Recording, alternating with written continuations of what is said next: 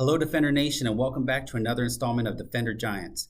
Today, I have the pleasure of introducing our very first commissioned officer guest. This officer has had quite an extensive career thus far and has built a reputation of trust, loyalty, compassion, and motivation. He is currently serving as the Inspector General for Special Operations Command Central, MacDill Air Force Base.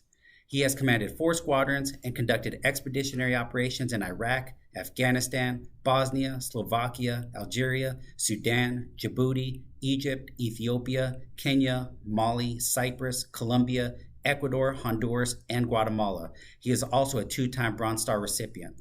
I don't think I need to spend any more time talking about his background to show that he has definitely walked the walk.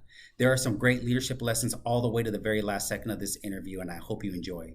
Ladies and gentlemen, please welcome Defender Giant, Colonel Eric Springer. Colonel Springer, thank you so much for making some time for us. I think right now it's more important than ever to see our leaders be out front, be visible to the defenders, and sharing some of their candid thoughts about what's going on around the world. Hey, Mark, thanks for setting this up. I'm honored to be spending some time with you and giving you my thoughts on some hot topics. I really also appreciate that you're doing this. We probably should have been doing this kind of stuff for a long time. I wish I would have had this kind of opportunity and been able to hear from a lot of folks when I was younger and coming up. Unlike all the other folks that are out there, I can't take my cell phone into the building with me, so you get to have me here sitting in the car like I'm ranting or something like that. But I'm excited to spend some time with you and to go through some hard questions here. That's completely fine, sir.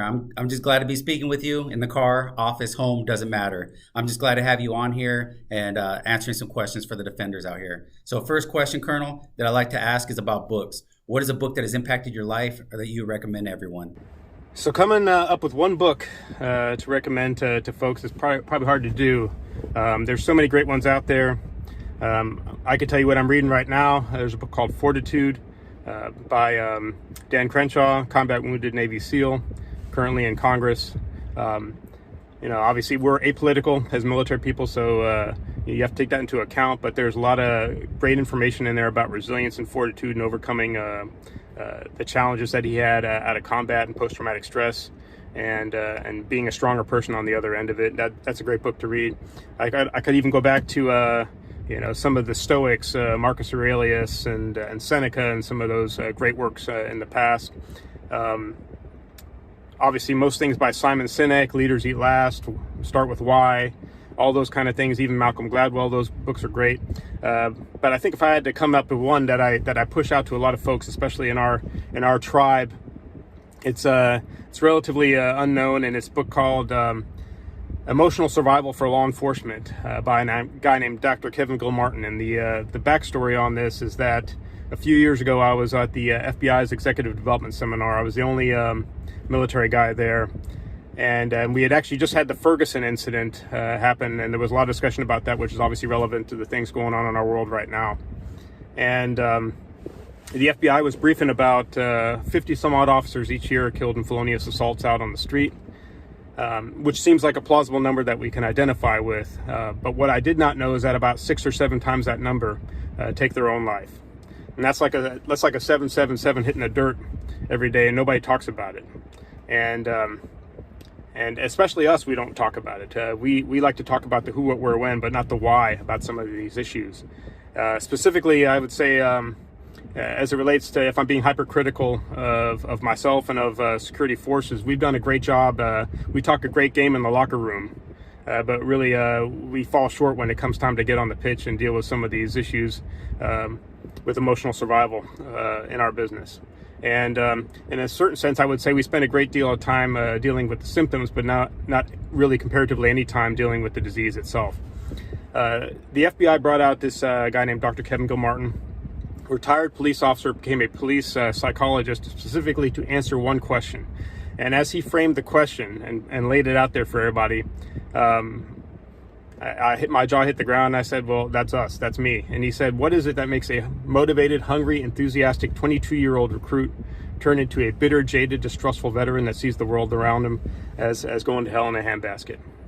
Well, that was me. And I think probably a lot of the audience can probably identify with that statement there themselves. And the answer to that question in a clinical sense is hypervigilance with low control mechanism. And what that means in a practical sense is that the very same things that we train people to do, and we have to train them to do them because it keeps them alive in combat, keeps them alive in the kinetic engagements on our street, those very same things end up killing them in their personal lives. And the worst part about that is we never told them that would happen, and we never equipped them with the tools to see that happening slowly over time. If I were to graph out on an X and Y axis, everybody's level of vigilance out here. Here's the normal people in the middle. The operator, the cop, the defender is always up here, always up on top. Always with their head on a swivel, always looking for threats. If we go out to get some chow, we're sitting in the corner with nobody behind us where we can see the windows and the doors. And that becomes second nature to you. That becomes so ingrained that you don't even see that happening over time. And the other aspect of that is no other first responder does that. What are the firefighters doing all day? They're training, they're working out, they're cooking chili, washing trucks, that kind of thing. And they're in the normal range, and they may ramp up into the hypervigilant range when that time comes, but then they descend back into the normal range afterwards, and they go as a team as well, and they recover as a team. Oftentimes we're up here by ourselves, and the other part of that is we love it. How many times have you seen somebody deploy, come back from 6 months outside the wire, and a month later they're knocking on the door, hey sir, I want to go back over, I want to be back up here, I want to be back out there lighting it up, and I don't want to be down here with arts and sarts and farts and darts and all that. All right, so eventually the problem is that your body will not be able to physically sustain this adrenalized hypervigilant environment. Depression in this sense is not a psychological condition, it is a physiological response to being in this amplified environment. And you will eventually crash off that high and descend below the normal range into tired, apathetic, don't give a damn, leave me the hell alone, tune my world out, tune my life out. And then you'll ramp back up into this hypervigilant condition. And then you'll descend back into apathetic. And all of a sudden you start riding this roller coaster. And you get hooked on this adrenaline kick, the thing that gives you the high. And over time, what happens is you start to see the world through the jaded lens of this high right here, and that becomes your reality.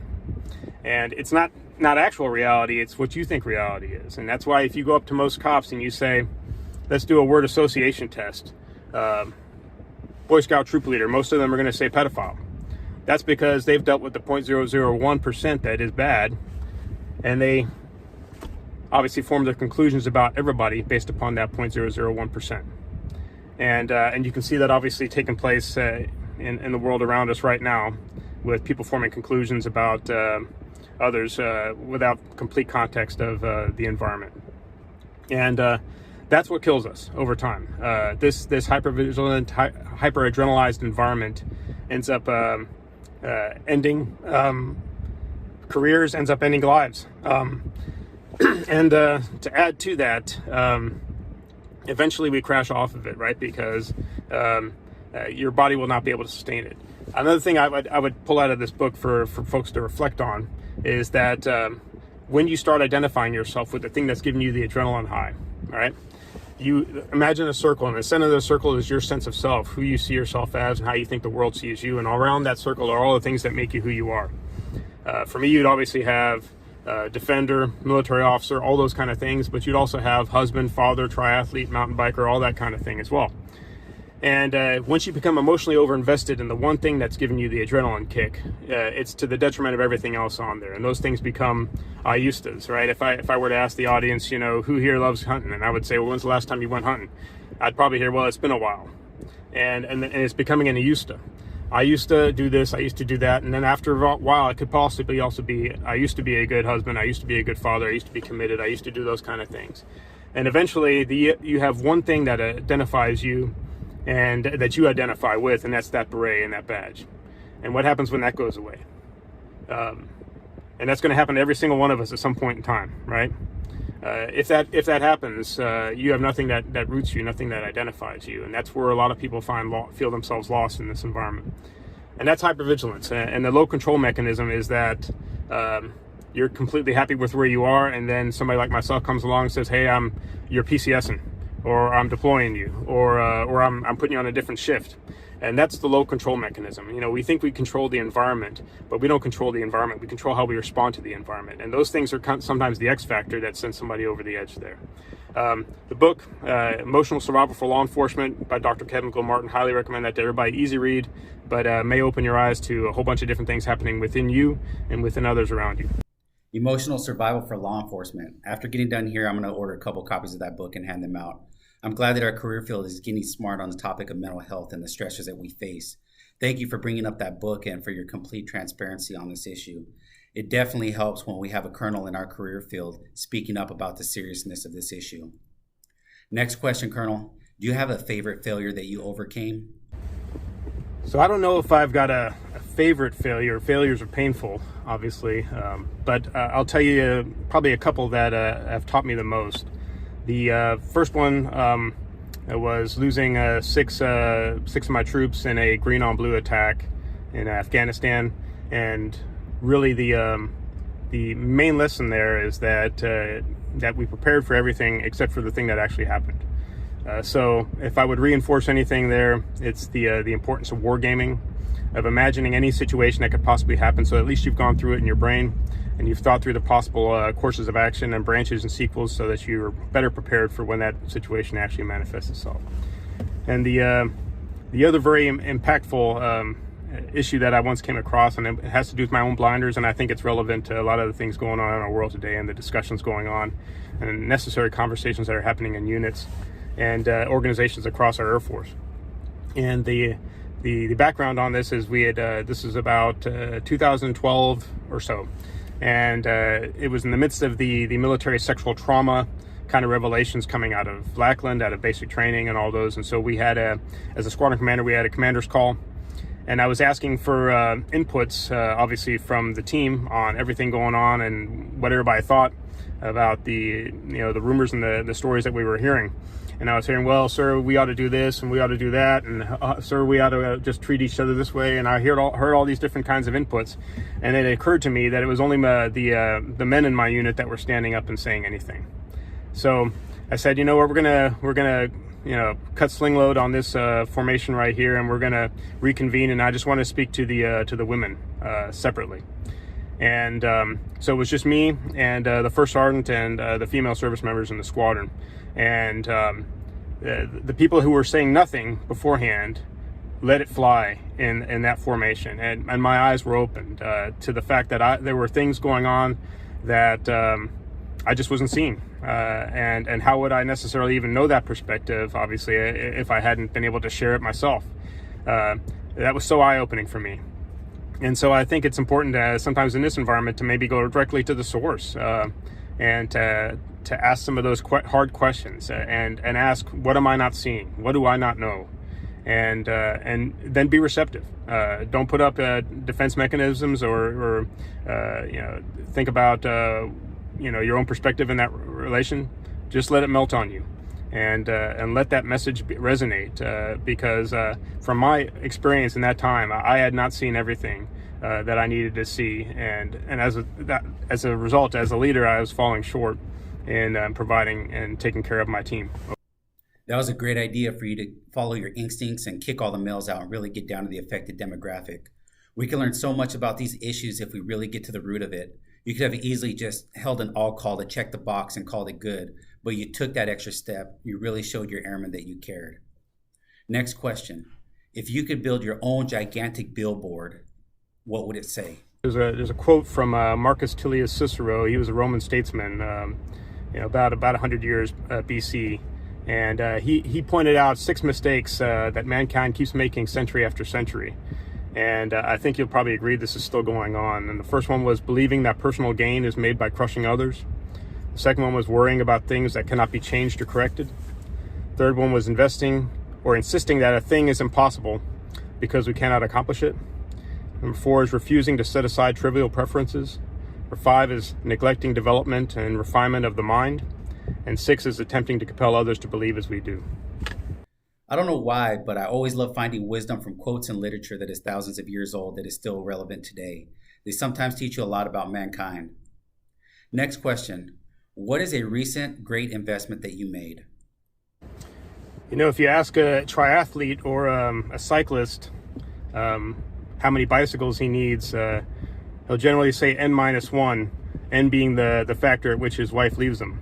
But all kidding aside, I think a great investment in time for me anyway, but maybe it means something to other people, is to commit yourself to some kind of challenge, right? And to really put your money down and commit to it. For example, as a triathlete, if I put my money down and I pay to sign up for an Ironman, the days when I'm going to want to kind of take it easy and not push as hard training, I'll remember that I put the money down already and I better get myself ready for that race. So if you commit yourself to something financially in advance, whatever challenge that may be for you, you'll probably be able to stay on target in terms of your training or your preparation for that.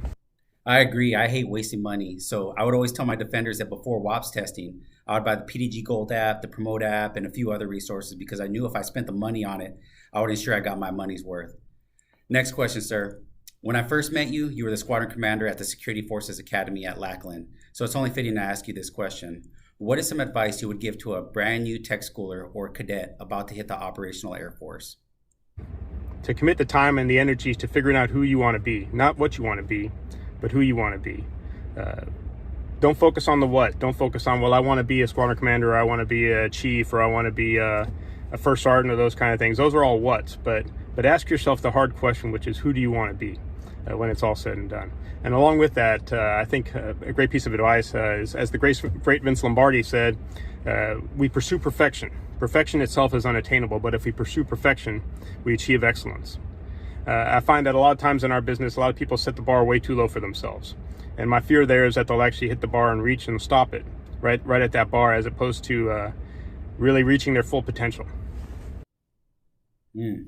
That's some really great advice about finding out who you want to be as opposed to what you want to be. With that leading into the next question, sir, what is some bad advice that you see given out to our career field?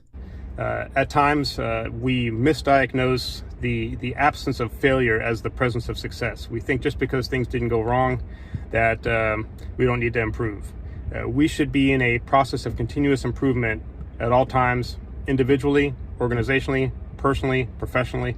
We should always be improving the standard, attacking the standard, and exceeding the standard.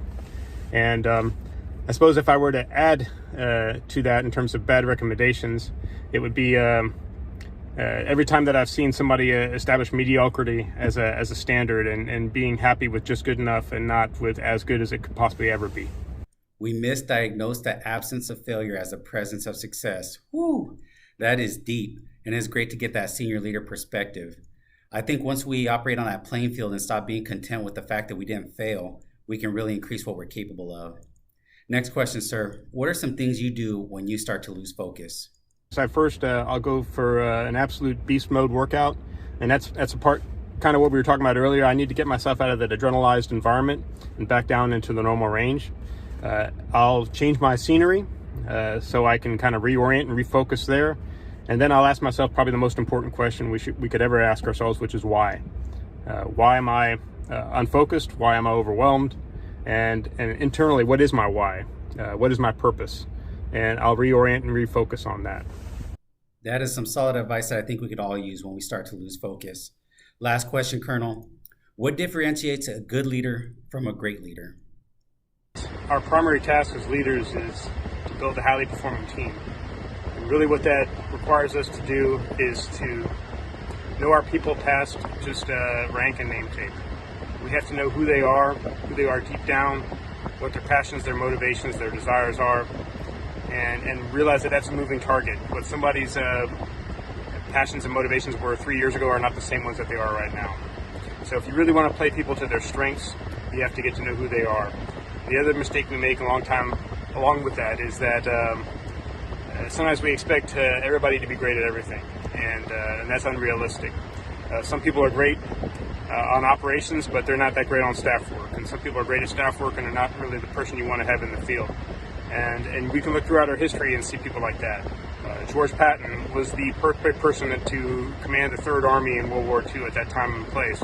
But he's probably not the person you wanted to have in the room if the King of England was coming over for a cup of tea. So a lot of people have talked about that in the past. General Olds talked about that, about some people being made for peace and some people being made for war.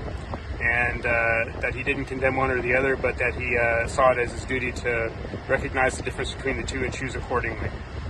Play your people to their strengths, and that requires you to really know who they are deep down. Realize that getting to know our people as a moving target and ever changing. I love it.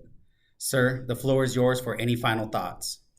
All right, Mark, thanks for setting this up. As we wrap it up, I'll give you some perspective here and some leadership lessons over the last 23 years. Hopefully they mean something to some folks out there, maybe spark some interest and spark a little bit of a flame.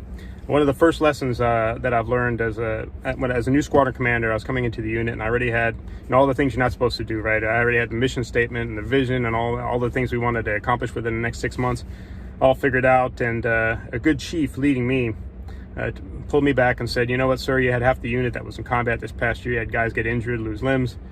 You may want to ask yourself who this unit needs you to be and not what you want the unit to do. And that was an excellent point. And I guess what I would interpolate out of that for everybody out here is that leadership is not about what you want people to do, but about who they need you to be at a specific time. Sometimes I need you to be a trainer. Sometimes I need you to be a coach. Sometimes I need you to be a mentor. Sometimes I need you to be a boot in the rear. And you got to figure that out, almost like a dial you're turning, and be the right person at the right time for the people that you lead. One of the things that we sometimes understand in a tactical sense is that movement is life, right? If I'm pinned down behind a wall and I'm not moving and I'm hiding, I'm basically going to die in place because the enemy's going to maneuver on me and they're going to kill me right there. What keeps me alive is movement. The same thing happens in your personal professional life. The moment you get static, the moment you get stagnant, the moment you get comfortable, that's the moment you start dying. You need to become comfortable with being uncomfortable. The moment you get to a point where you're like, all right, this feels really good, I'm really comfortable here, it's time to move. It's time to change your environment, time to change your scenery, time to challenge your assumptions about the world around you and make yourself uncomfortable. Sometimes when people say leaders should be seen and not heard, I will tell you that leaders should be seen and heard loudly. And you need to be the example in that regard. Being yourself. We can all learn from people that have come before us, from the mentors that we have, and we should obviously look at the lessons that are presented to us in terms of the things that were done right and things that were done wrong, things we can learn from. Do all of that, but don't ever copy anybody else's style. If you do that, first off, everybody's going to see right through it, and the second thing is we will miss out on the great person that you could have been for the organization with your unique skills and talents. Never walk past an airman without an encouraging word. As busy as you are as a leader, always take the time to recognize the person in front of you, pat them on the back, and tell them to keep on driving. One of the hard lessons, we talk about integrity all the time. It's obviously in our core values, and it's essential to us as security forces. I will tell you that integrity is just a word on a piece of paper until your butt is sitting on the hot seat and you got to make the difficult, painful decision between right and wrong. And you cannot fail that test ever. And passing the test, really, all that does is give you more juice to pass even more challenging environments in the future. Rank having its privileges, right? We talk about that too, man. Isn't that great? If you're an NCO, if you're a flight chief, and you walk into the room, everybody stands up, all those kind of things. What I would tell you is that rank has its privilege, and the only privilege it gives you is the ability to have a greater positive net effect for more people at a higher level, and that's it. Period. Earn that respect by doing the seemingly menial tasks that nobody thinks that you have the time to do, and let them see you do it. Clean your own damn rifle, pack your own damn ruck, carry your own equipment, shred your own papers, make your own damn coffee. And while you're at it, why don't you make a cup for the sentry that's keeping watch?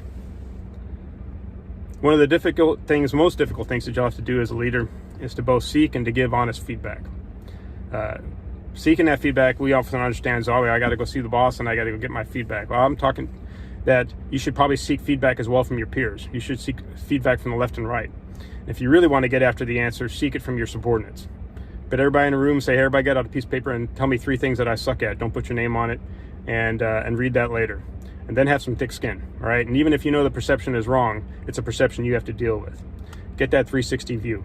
And then you obviously have to give it, right? Not everybody's a firewall 5, as we used to say, right? Some people are not where they need to be, and you need to let them know that, and they need to know what they need to do to get to that point where they can really achieve success. Legacy. We sometimes have a misguided view of legacy, right? We say, I want to leave my fingerprints on this organization. I want to leave my fingerprints on the institution of how we operate. And I will tell you that all of that is very temporal. Your legacy is the impact you make upon other people. That's where you leave your fingerprints.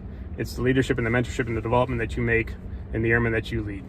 That is how you continue to exist long after you've hung it up. The Sheepdog Lessons. We spent a lot of time talking, the Dave Grossman stuff on combat, on killing, where we understand that most of the folks out there are sheep. They're preyed upon by the wolves, and as defenders, we have to be the sheepdog that protects the flock. One of the things I would tell you that's lost in that sometimes that analogy there is that the sheepdog isn't that popular. All right. In fact, most of the sheep don't really like the sheepdog because he nips me in the ankle and tells me I'm going too fast or tells me I'm doing things the wrong way. As a sheepdog, you need to tune that out. All right. You need to focus on the objective, focus on the mission, focus on the purpose, and tune out the rest of the static. All right. And that goes for being a leader as well. A lesson I got taught a long time ago, I didn't quite understand until many years later, was I was told, go to work early and come home early. Well, I understood the go to work early piece, right? That's what we're supposed to do as military leaders. We're supposed to be the first one jumping out of the helicopter, first one boots on the ground, first one doing the job. And but what's this come home early piece? Well, the lesson there is that if you go to work early, you'll be able to knock out a whole bunch of administrative bureaucratic BS long before people start showing up and kind of pulling you off target with things that need to be done. And by doing that up front, you'll have time at the end of the day to maintain balance in your life. For me, that would be going home and spending time with my family, having a meal together with my family. Or it may also be going for a good long run or reading a book or those kind of things, right? But by doing that up front, you'll be able to maintain balance in your life. And the other part of it as a leader is you'll be able to encourage other people to do the same. Because if you're hanging out as a leader till 7 o'clock at night or whatever, based upon your shift, the time may be, nobody else is going to want to leave either, right? So by you leaving at a decent time, you're pulling everybody else out with you. Seeing the end. Nobody has a crystal ball, but you should at least be able to establish what the purpose is and what the end state is, and see some of the obstacles that could come up. And my analogy there is when we were about to do the Iraq invasion, I was actually with the British at this time, and most of our planning was obviously on phase 3 of the operation, on the major combat operations. And right before we were about to go, one of the British officers finally asked, how's this going to end? That was a great question because we hadn't spent much time thinking about it, right? And obviously, where did we come up short in Iraq was in phase 4 of the operation, was in stability operations. That's where things kind of went sideways on us. So I would ask you that in your own lives, what's the end state there, and are you planning for that? Are you making decisions now that will align you for that possible end state? One of the things too is this is a hard concept to kind of grasp, is to not let goals distract you from a vision, right? Goals. A lot of people are very goal oriented in our business. I want to do this, I want to do that, I want to do that, and I will tell you all of those are dead objectives, right? They'll either be accomplished or they won't be. The vision is really what you should be focused on, and the vision is that definition of who you are and what kind of person you are. And the vision is important because it's like the North Star. It's not something that you can ever reach and put your hands on, but it's always there to give you the azimuth to head down when you're at a fork in the road and you need to make a decision of which way to head. And if you've communicated it appropriately to your team, well, it's a way you can lead without being there as well, because they'll be at a fork in the road, be like, I don't know what to do, but I know the boss's vision, and so we're heading down this path right here. And the final lesson I always teach folks, and most folks have already heard this from me, it's this axe sharpening lesson, right? And the story is 2 guys go out in the woods to have a competition to see who can chop down the most lumber. And one guy goes nonstop, and the other guy will go about 45, 50 minutes, take a 10-minute break. He'll go for another 45, 50 minutes, take another 10-minute break, and he keeps up that rhythm. And at the end of the competition, they compare, and the person who'd been taking the breaks had the most lumber brought down. The other guy said, how'd you do that? You were taking all those breaks. And he said, I wasn't taking a break, I was sharpening my axe. And so my question, obviously, philosophically, is what are you doing every single day to sharpen your axe? To attack the standard every single day, to challenge your assumptions, and to make yourself better. The moment you stop sharpening your axe, the moment you think that you've arrived at a position that you need to be at and not really work on anything past that, that's the moment you start becoming very dull. That's the moment your axe starts losing bite, and it will fail you and it will fail your team in a crucible moment. You need to sharpen your axe every single day. You need to attack the standard every day, and alter your viewpoints and push yourself hard. And that's a different thing for you than it may be for me. For me, it could be working out hard. For some folks, it could be doing something entirely different. But if your axe isn't getting sharp, it's going to get dull pretty fast, and you need to move out. Thanks, Mark, for setting this up. I was honored to do it, and I'm going to be looking forward to the great speakers that you probably got lined up coming up past me. Sharpen your axe every single day. Phenomenal advice, sir. I'm going to have to go back and watch this a few times to catch all those great lessons. I cannot thank you enough for taking the time to spend with us, and for all the defenders out there defending the base. Thank you for what you do each and every single day. Out.